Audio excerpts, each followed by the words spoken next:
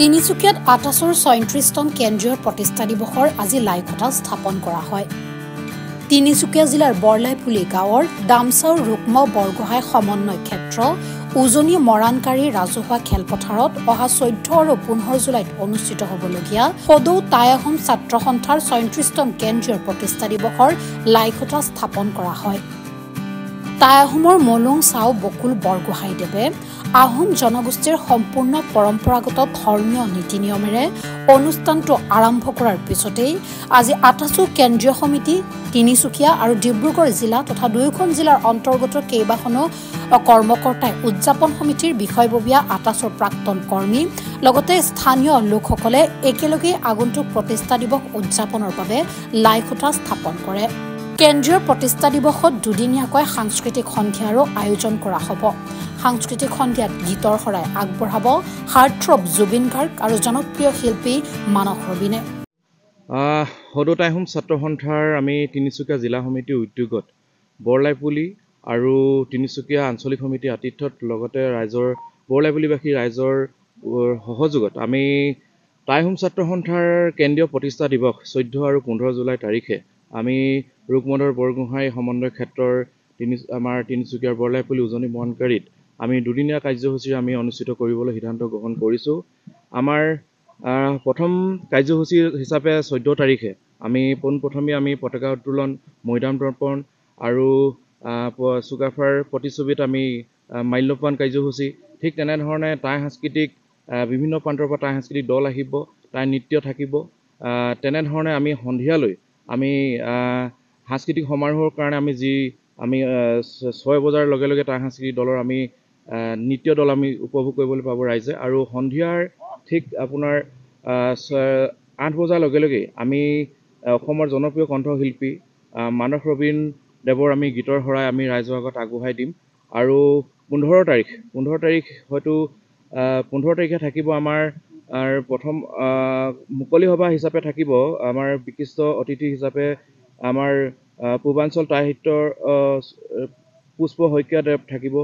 আমাৰ নিৰ্দিষ্ট বক্তাৰূপে আমাৰ থাকিব ডক্টৰ পুষ্প গগৈ ডাঙৰীয়া, আমাৰ বিশিষ্ট বুৰঞ্জীবিদ, অসম চৰকাৰ চাওলুং চুকাফাৰ বঁটাপ্ৰাপ্ত, আৰু ডক্টৰ সন্মানীয় সমুজৰ ভট্টাচাৰ্য ডাঙৰীয়া মুখ্য উপদেষ্টা সদৌ অসম ছাত্ৰ সন্থা। ঠিক তেনেধৰণে তেওঁলোকে এই মুকলি সভাত অংশগ্ৰহণ কৰাৰ লগতে আৰু বিভিন্ন জাতীয় দল সংগঠনৰ নেতৃবৃন্দ উপস্থিত থাকিব। আৰু সন্ধিয়া ঠিক আপোনাৰ 10-11 বজাৰ লগে লগেই আমি অসমৰ জনপ্ৰিয় কণ্ঠশিল্পী জুবিন গাৰ্গৰ গীতৰ শৰাই আমি ৰাইজৰ আগত আমি আগবঢ়াই দিম। আৰু আমি টাই আহোম ছাত্ৰ সন্থাৰ সন্মানীয় আমাৰ অশ্বিনী চেতিয়াদেৱৰ আমাৰ সোঁৱৰণিত আমি বজ্ৰ কণ্ঠ আমি বঁটা এইবাৰ কেন্দ্ৰীয় সমিতিৰ তৰফৰ পৰা আমি প্ৰতিদিন টাইমৰ সন্মানীয় কাৰ্যবাহী সম্পাদক সুনীত কুমাৰ ভূঞাদেৱক আমি এই বজ্ৰ কণ্ঠ আমি প্ৰদান কৰিম। আৰু ঠিক তেনেধৰণে এই দুদিনীয়া কাৰ্যসূচীৰ আমি অসমৰ জাতি বৰ্ণ ভাষা নিৰ্বিশেষে সকলো ব্যক্তিকে আমি আমন্ত্ৰণ জনাইছোঁ, আৰু সকলোৱে আমাক নিশ্চয় সহযোগিতা আগবঢ়াব। আশা ৰাখিছোঁ তিনিচুকীয়াৰ বিভিন্ন প্ৰান্তৰ পৰা আমাৰ যিসকল সন্মানীয় ব্যক্তি আহিব সকলোৰে সহযোগত আমাৰ দুদিনীয়া বনৰীয়া কাৰ্যসূচী আমাৰ সফল সমাপ্তি ঘটিব বুলি আমি আশা ৰাখিছোঁ। আজি এই অনুষ্ঠানটিত উপস্থিত থাকিবলৈ পাই মই নিজকে বৰ সন্তোষ বুলি ভাবিছোঁ।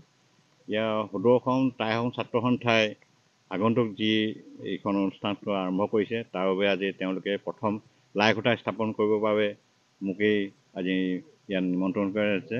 গতিকে মই সম্পূৰ্ণ ধৰ্মীয় ৰীতি নীতিয়ে মই এই লাইখটা স্থাপন কৰিলোঁ, এটা সৰস্বতী বন্দনা কৰি তাৰ লাইখটাটো স্থাপন কৰিলোঁ, আৰু এইখিনি কৰিবলৈ পাই ভাল লাগিছে। আৰু সদৌ টাই আহোম ছাত্ৰ সন্থাৰ এই পদক্ষেপত 14-15 তাৰিখে যিটো অনুষ্ঠান আৰম্ভ হৈছে সেইটো শুভ হওক। আজি এতিয়া আমাৰ লাইখটাটো আমি লাই ফং মাই থাপবাই মানে হৈছে স্থাপনা কৰা। এই স্থাপনা কৰিবলৈ আজি মই নিজকে সৌভাগ্য বুলি ভাবিছোঁ, আৰু তেওঁলোকৰ যি প্ৰচেষ্টা এইটো মই উদগনি জনাইছোঁ। মোৰ ফালৰ পৰা সদায় তেওঁলোকৰ আশীৰ্বাদ থাকিব। এই আশীৰ্বাদ সকলোখিনি এই অনুষ্ঠানটোৰ জৰিয়তে যদি আমাৰ গাঁৱৰবাসী পৰা অঞ্চলটোৰ গোটেই সদৌ অসমৰ কিবা যদি উন্নতি হয়, আমাৰ সকলো ল'ৰা ছোৱালীসকলৰ সদুভাৱে শিক্ষা দীক্ষা সকলো ক্ষেত্ৰতে মানে ধৰ্মকাৰ্য, ৰাজকাৰ্য এইবিলাকৰ সমূহ কাৰ্যবিলাকত তেওঁলোকে আগবাঢ়িব পৰা সকলোখিনি জ্ঞান নীতি আদৰ্শ এটা পাব। এই আদৰ্শৰে সমন্বিত হৈ সকলো ছাত্ৰ ছাত্ৰী পঢ়া শুনা ল'ৰা ছোৱালীবিলাকেও আগবাঢ়িব পাৰিব। ইয়াত নিশ্চয় ইয়াত এটা আদৰ্শৰ ভেটি হৈ উঠক। মই আশা কৰিছোঁ ইয়াৰ আগলৈকে এই ধৰণৰ অনুষ্ঠানবিলাক যদি আমাৰ ইয়াতে হ'বলৈ পায়, কাৰণ এই অঞ্চলটোৰ আমাৰ এই গাঁওখনৰ প্ৰায় এনেকুৱা অনুষ্ঠান খুব কমেই হয়। গতিকে এই অনুষ্ঠানটোত আগৰণুৱাসকলৰ যিসকল সভাপতি এতিয়া কৈ গ'ল, তেওঁলোকৰ অনুষ্ঠানৰ যিসকল আগৰণুৱা তেওঁলোকক মই উদগনি জনাইছোঁ, তেওঁলোকে আহক, এনেকুৱা অনুষ্ঠানবিলাক পাতি আমাৰ ল'ৰা ছোৱালী আগলৈ আগবাঢ়ি যাওক, গাঁওখনৰ উন্নতি হওক, সৰু দেশৰ উন্নতি হওক।